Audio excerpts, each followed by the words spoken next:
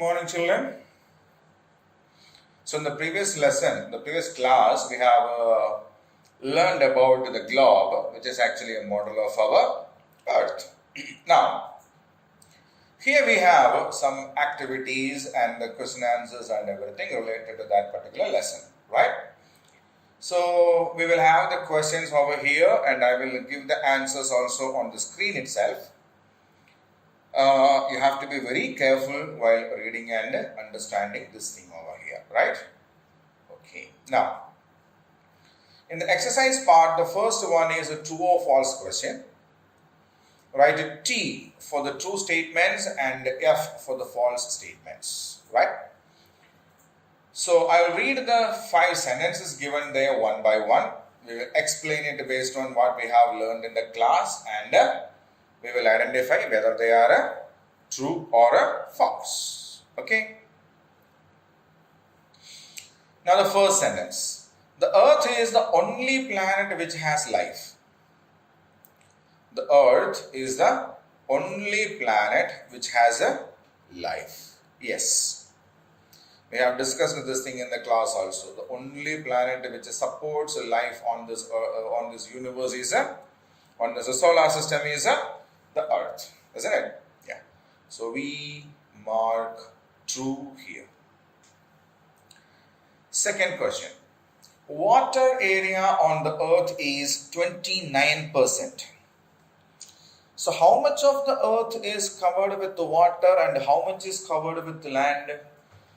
I think 3/4 is water and 1/4 is land, isn't it? Yeah, 79% is water and 21 is land, isn't it? So 29 is not water, 29% is of land, isn't it? Yeah, so this statement is a false. Asia is the smallest continent, is it? Which is the smallest continent? Yes, Australia is the smallest continent and Asia is the biggest continent on this earth, isn't it? Huh? Asia is the biggest continent. So the answer is false. The lines running parallel to the equator are called latitudes. Is it true? Longitudes are the lines that run from pole to pole. See here. See on this, the turning globe over here. See, these are the longitudes and these are the latitudes. And this is a 0-degree latitude called the equator, isn't it? Yes. So, latitudes are the lines that run parallel to the equator. That is a true statement. So, we write T here. The grid helps us to locate the position of any place on the world. The combination of latitude and longitude together makes a grids, and these grids help us to locate places on the earth. So it's a true statement, isn't it? Yes, so we will click it true here. Yes. So I'll read it once again. The earth is the only planet which has life. It's a true statement. Water area of the earth is 29% is a false statement because land area on the earth is 29%. Asia is the smallest continent, again is a wrong statement because Asia is the largest continent and Australia is the smallest continent. The lines running parallel to the equator are called latitudes is a true statement. The grid helps us to locate the position of any place on the world is a true statement again. Okay. So now I will keep the screen on the same for another minute so that you can read the sentences yourselves, right?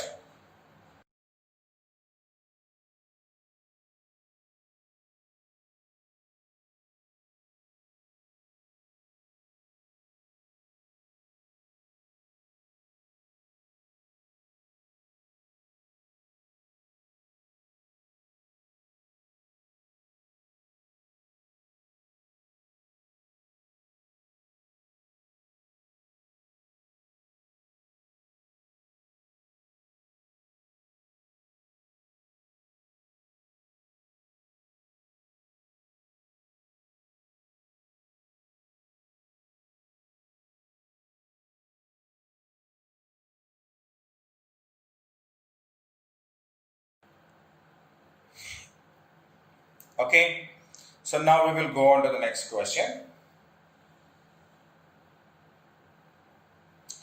Fill in the blanks. There are 6 sentences there with a blank each, and here we have the options also, right? So what we need to do now is read the sentences given over there, then yes, match with the options given there, and based on what we have learned in the lesson, go for the correct answers. Okay, now we will read the first sentence. The equator represents the dash degree latitude. So which latitude is known as the equator? Yes, the 0 degree latitude is known as the equator, isn't it? So where is 0? Yeah, we have 0 here. So the equator represents the 0 degree latitude. Second question.